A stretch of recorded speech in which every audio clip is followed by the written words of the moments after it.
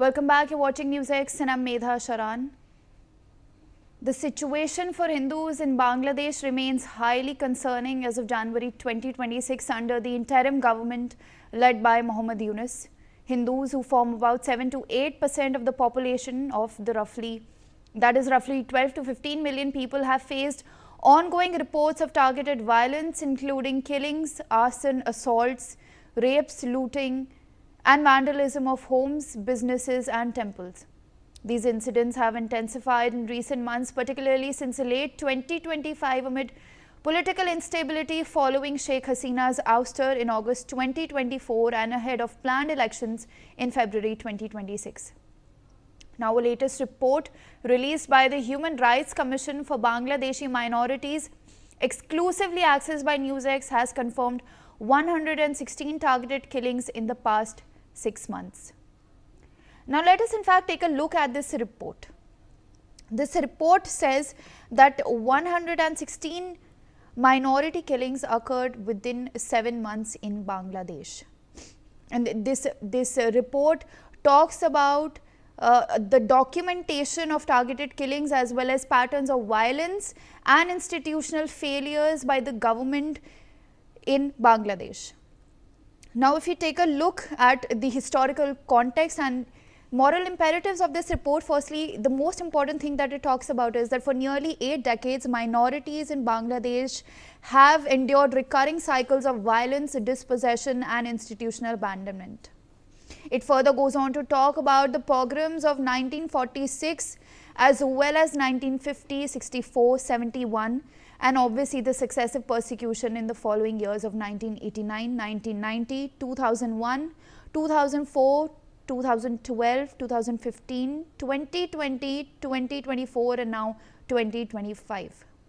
Now, this report talks about violence against minorities that has not only been episodic but structural as well as recurring across generations.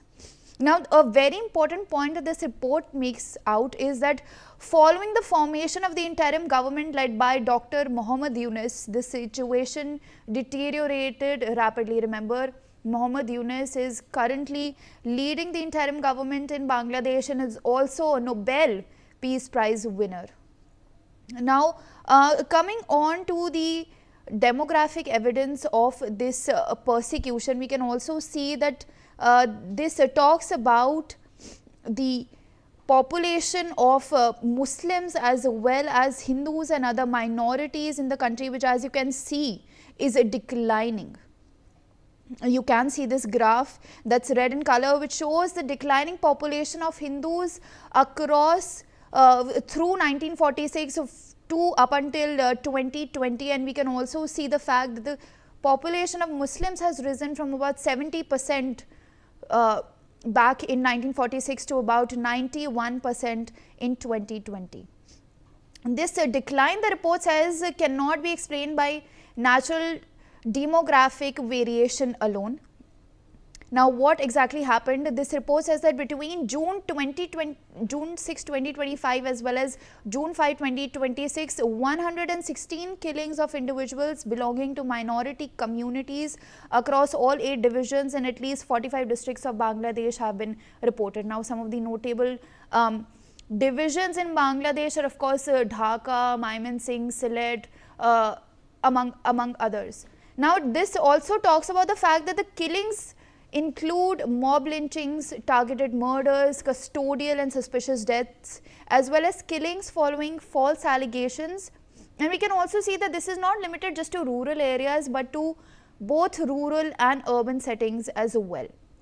So, this incidents demonstrate a nationwide pattern rather than localized one. Additionally, we have also the fact that what this report says that it can prove versus what it alleges. Now, each killing documented in this report is supported by structural and cross-verified evidences, including observer reports, direct verification with local police stations, as well as family testimony and corroborated media coverage. Apart from that, let us look at some of the key findings of this report. Now, the first key finding is that it's it's a nationwide phenomena. These killings were documented across all 8 divisions of Bangladesh, establishing the fact that these killings are not localized but more national in scale.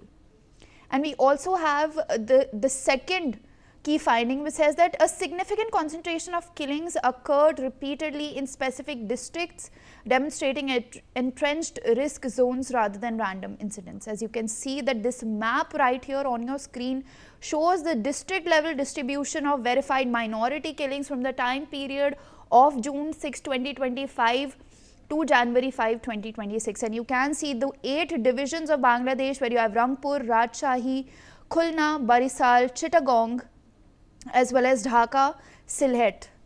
And you can see that there have been reported killings of minorities in all of these 8 divisions in Bangladesh. Apart from that, these incidents also span metropolitan areas, municipalities and rural unions, showing that minority communities face lethal risk despite their location. So these are not just rural incidents, these are also incidents that are taking place in urban areas where minorities are being targeted through mob lynchings as well as targeted killings. Now we also have another key finding of this report, which is cross-divisional patterning, where similar typologies and response failures appear across division, undermining claims of isolated local unrest. So these are not just claims of isolated local unrest, but there are response failures also being reported as part of this report. Now we have here the division that shows us that in the Barisal division alone, 8 people have been killed across all these 116. We have 2 females as well as 6 males. Now the most number of killings actually took place in Dhaka. You know, Dhaka, a division which also houses Dhaka, which is the capital of the country. It has recorded 25 killings of minorities, mainly 3 females, which is obviously 1 girl as well, which is rather shocking. We also have 22 males, among which 1 was a boy as well. Now all of them belong to the Hindu community and their ethnicity was of course Bengali. Now the second highest number of killings took place in Khulna, where you had 12 killings, which were again all Hindus. And you also have Rajshahi, where 13 killings took place, which is 4 females as well as 9 males, and 12 Hindus as well as 1 Christian. So we can see that majority of the killings are targeted towards the Hindu community, but we also have Buddhists as well as Christians who have been targeted in these killings as well. Now let us look at the incident typologies. Now these killings during these reported period follows a distinct and recurring pattern of violence rather than random or isolated incidents. First of all is the targeted murders. Now these constitute the largest category of killings. Victims were deliberately selected and attacked following identifiable processes of threats, harassment, intimidation. And these killings frequently occurred in victims' homes as well as workplaces or while they were traveling.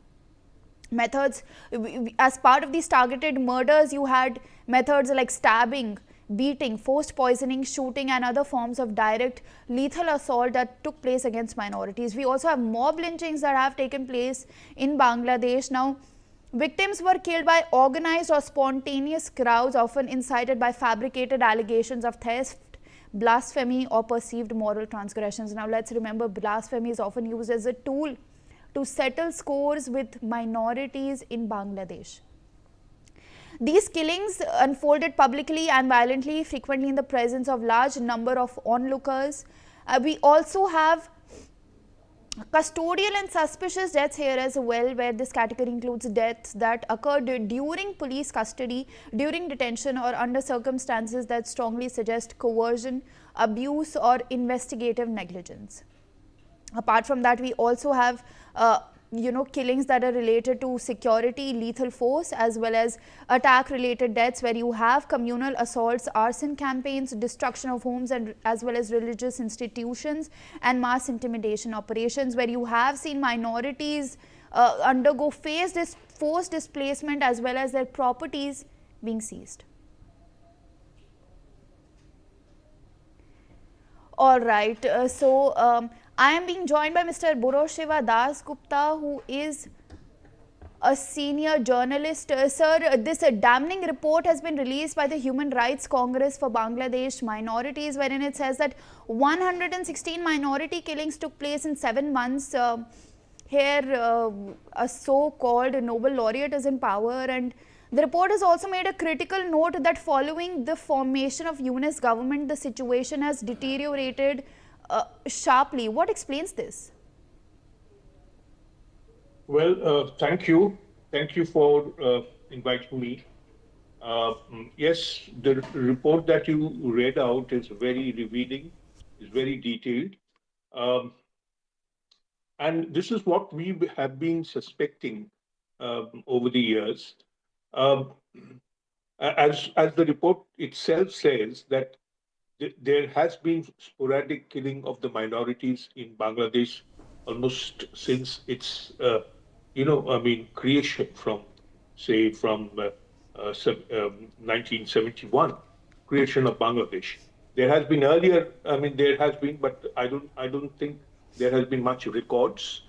And what has happened is, if we look into the history, 1947, when the East Bengal was created, and all this happened because these violence between Hindu Muslim, there has been riots in Bengal, in Punjab, and one of the consequences of this separation or division was because of these riots. But you have to understand that these riots were on both sides. I mean, there was Hindu killing, there was Muslim killing. But these things that is happening now in Bangladesh is just one-sided. The the Hindus are there in minorities.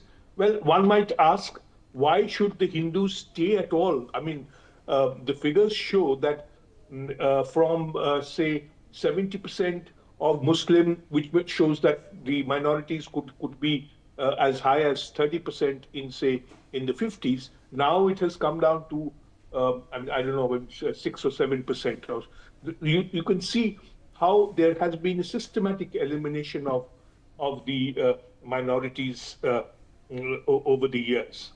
And there has been no support at all from anywhere. The Hindus are almost in a helpless state, it seems. But I mean, the only thing that we sometimes hear is that they live together so that one helps the other, but that is also a very weak resistance to what is happening. The turmoil, uh, that Bangladesh is going through, there are many layers that's happening. I mean, the from, say, the 19 liberation in 1971, Mujib was taken as a hero, but then what happened was, you know, everybody knows how uh, there has been very strong resistance against Mujib himself. Now, for example, in this present situation, Mujib has now, the man who liberated the country, now he has become a villain. His family, I mean, has been earlier, everybody was butchered except the present, I mean, the past, the prime minister, the daughter, Sheikh Hasina, and maybe another daughter. The rest of the family was just eliminated. You see, there are not just the Hindu-Muslim riots here. There are a lot of other forces that operate here. I mean, destabilizing Bangladesh is one of the game plans of global disturbance. There has been concern. There has been interest, Chinese interest. There has been American interest, and Pakistan. You can understand they could never overcome this humiliation they suffered in 1971, and many of these pro-Pakistani leaders stayed there. They are described in the Rajakars. So, I mean, given a point, they will always try to humiliate India. And I must appreciate the Indian patience that we have seen. I mean, there can be, I don't know there can be a counter. I mean, suppose somebody it would be very, I mean, disastrous if the same thing starts happening in Bengal and in rest of India, killing the Muslims or the communities here. But then there are some sporadic happenings also in happening, but in most cases it's misdirected. But the things that is happening in Bangladesh is continually on the rise, and this will continue to happen till say the elections which are round the corner. That's what that we heard. If at all the election is taking place, because the kind of violence that is happening almost without any, attempt to stall it. I don't know how the elections will take place, but there is really an effort. There should be an effort from the part on the, from on the part of Indian government also. It's not just, I would say, sending them strongly worded letters or, warning letters saying that this has to stop, but there has to be some action. Maybe, this is just thinking out of the box. Like, for example, when we had in 1971, we had the Mukti Juddho, the people, the Bangladeshis who were trained by the Indian army. The Indian army was there to train them to fight the Rajakas or the Pakistani army. There could be some, if they are failing to, have this pressure of killing of the Hindus, there should be almost a kind of attempt, an offer from Indians that there should be some Indian forces placed in India, but this can't go on.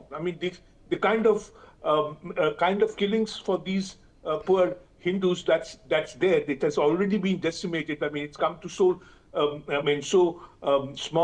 a number, but this can't go on. This has to stop somewhere. There can be, I wouldn't say it's a threat or something, that there can be some kind of a compulsion so that you take the benefit of the Indian army, so that there can be somewhere, some place where they can take some kind of support, survive. This can't go on. You can see the kind of the deaths Yes, sir. almost every day, and these people are absolutely helpless. The Indeed. recent killing was on Sunday was an auto rickshaw. What is he going to? How will he defend himself if there is certain people, armed people, come and assault him? It's just not possible. So there has to be Yes, sir. some method which they can find some support somewhere in to save Sir, their if you lives. could just hold your thoughts, I would like to come back to this report once again and would like to just walk our viewers through the district hotspots of these killings. Now, as you can see on your screens, Chittagong has recorded a count of 11, which is one of the highest from what I can see here. 11 targeted incidents against minorities have been reported from Chittagong.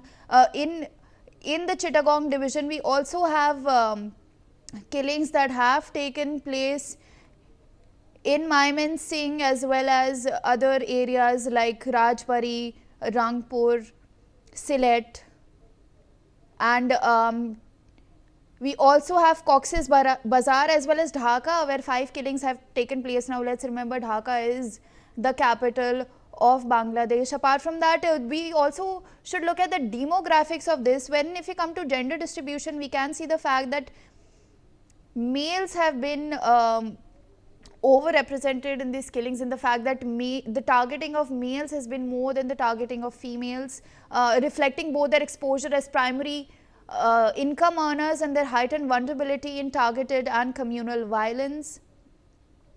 Now, if we come back to the age distribution of this, we can also see that this violence disproportionately affects youth and working age adults as well as core economic and social backbone of families and communities. Now, if we take a look at some of the patterns that the report has talked about, is the fact that there has been a reluctance or refusal to file FIRs. Now, in multiple cases, families have reported that police has declined to register FIRs, or there were cases where FIRs were eventually recorded, but investigations frequently remained inactive for an extended period of time, or with no visible evidence of the case progressing at all. We also have the fact that in a substantial portion of cases, no suspects were detained despite perpetrators being named, eyewitness accounts, as well as community identification. So this just goes on to show the apathy of the system. And we also have the fact that families and witnesses in Bangladesh of these minorities have reported harassment as well as threats and pressure not to pursue any legal action. And we also have forced or coerced compromise, where in some localities informal settlements were promoted in lieu of criminal prosecution, effectively extinguishing accountability. So we can see that these are some of the documented institutional behaviors when it comes to the killings of minorities in Bangladesh. Sir, with that, let me come back to you. Now, you also talked about the perspective of minorities. Now, minorities in Bangladesh were about 30% in 1946, but by 2020, it's come down to about 9%. Would you, in your opinion, say that this is actually a systematic ethnic cleansing of non-Muslims that is taking place in Bangladesh?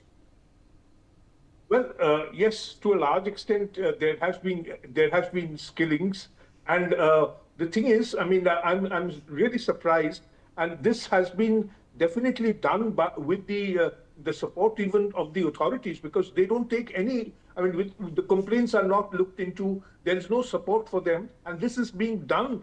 I mean, quite systematically. This has been being done for over the years. And I think there is, it's time now. India itself should act.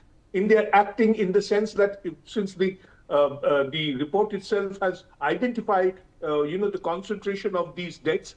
I mean, one can't say that where will you, put an armed, an outfit or something of that kind to guard the people. You can definitely put some armed guards in the areas where you have these murders, these killings happening in greater number. They can be done in the city, in the heart of the city, in Dhaka, in Chittagong, and other places. I mean, this is not difficult to identify. I mean, since the report itself has been able to identify, the authorities know quite well where such things are happening. You put armed guards there. Why won't you do it? So if they cannot do it, I think there should be a pressure from India that if we cannot do it, we will do it. In fact, if India could, enter into Bangladesh and help them out to get their independence, why can't India also save the Hindus there? I mean, this is possible. I mean, there should be some rationality in the entry into Bangladesh. I mean, it's not just conquering the country or anything of its sort, but you need help. You are not being able to give them support, and this genocide can't go on. All right, sir. Additionally, my colleague Rumi Mishra is joining us to walk us through this report as well. I have this report in front of me. We see the cases of mob lynching and rumor-driven killings, starting from Ruplal Das's murder, who was 40 years old in Rangpur. He was alleged for theft. He was beaten to death by mob following false theft accusations. Then again in Rangpur, there's 35-year-old Pradeep Das, who was again alleged for theft. He was killed in the same incident as SL20. Both victims are in fact related. Then the next guy is Sanjay De, who was 45 years old. He was killed in Lakshmipur on communal retaliation allegations. His death was linked to the same wave of violence. Then we have Bimal Rajbanshi in Dhaka, and Deepu Chandra Das, of course, in Singh, who was lynched, burnt. His clothes were also stripped off on just allegations of blasphemy. we have Amrit Mandal, or also known as Samrat Mandal, who was killed in Rajbari in Bangladesh on the allegations of um, extortionism and he was lynched by a mob. Now we have these pictures right here. This picture here is of Rooplal Das, who was killed in Rangpur on 9th of August 2025. This video was captured during the mob assault of Rooplal Das in Taraganj, Rangpur. As he was returning home at night, he was falsely accused of theft and beaten by a crowd. He later died from his injuries. The next picture on our screens is of Rooplal Das and his mob lynching. This case happened in Taraganj of Rangpur of 9th of August 2025. Another picture we have here is now very famous. It's the mob lynching of Deepu Chandra Das, who was not just stripped, lynched, dragged on the streets, but also set on fire in front of a mob that looks so interested in just making videos of what has happened. They were all screaming, in joy. This is the aftermath of the blasphemy-triggered mob killing of Deepu Chandra Das in Singh on 18th of December 2025. Then comes Amrit Mandal, or also known as Samrat Mandal, who was killed in Pangsha of Rajbari district in Bangladesh. He is also another victim of mob lynching. He was lynched on allegations of being an extortionist, but those allegations were never in fact confirmed. Over to you, Mom. All right, with that, let me go across to Mr. Das Gupta once again. Sir, now, during the genocide in Bangladesh, Hindus were also targeted specifically, even though Bengali Muslims were also targeted as well. Now, would you agree, or would you say, in your opinion, that Bangladesh is perhaps now becoming the new East Pakistan, considering the fact that minorities are being lynched in the country, and the interim government continues to remain silent, and no credible action is actually ever taken against the perpetrators? Well, as I told you, I mean, there has not been any counter to this. I mean, what happened in, say, in the early, mid 40s. I mean, before the independence, when East Pakistan was created, there were riots. They were killing out Hindus. As well as Muslims. But here it is almost whatever has been happening, it is happening one-sided. So there is hardly any record of the Hindus countering these attacks on them. So this is a thing which is happening periodically, and this is actually a sign of Pakistan coming back into power into Bangladesh, and they have always been trying it. I mean, it's because of maybe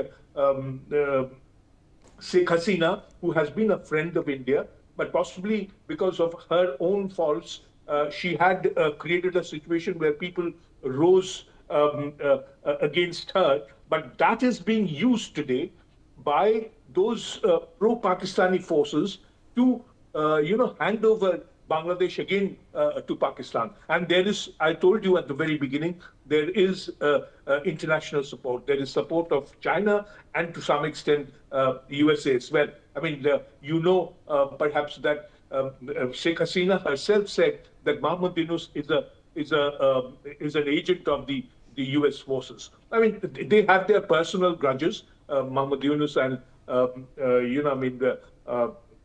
the lady Prime Minister, but then that's different. But the thing is, this is happening and this has to stop. I think now it's time India almost forces them. If you cannot give support or give any support to the Hindu minority Hindus, then let us give it to us. We will give them the support. We will create outposts at these vulnerable areas and give them the support. That has to be done. Or what has happened, whether I doubt whether that will happen, let there be the democratic election that has been promised so far. Let the elections happen. I think things might improve after the election is done. But I doubt whether the election will ever happen at all. All right, Mr. Das Gupta, appreciate your time here at NewsX. Thank you for sharing all those insights with us.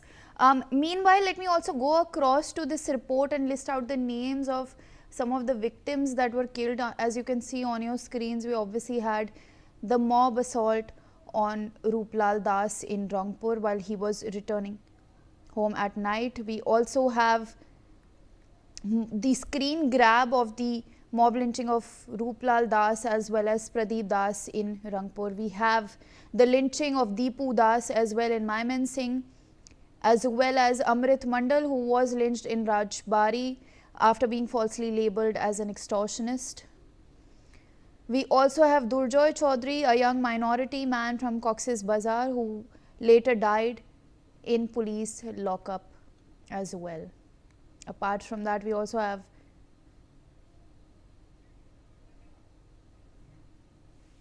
well, that is all from me. Thank you so much for watching.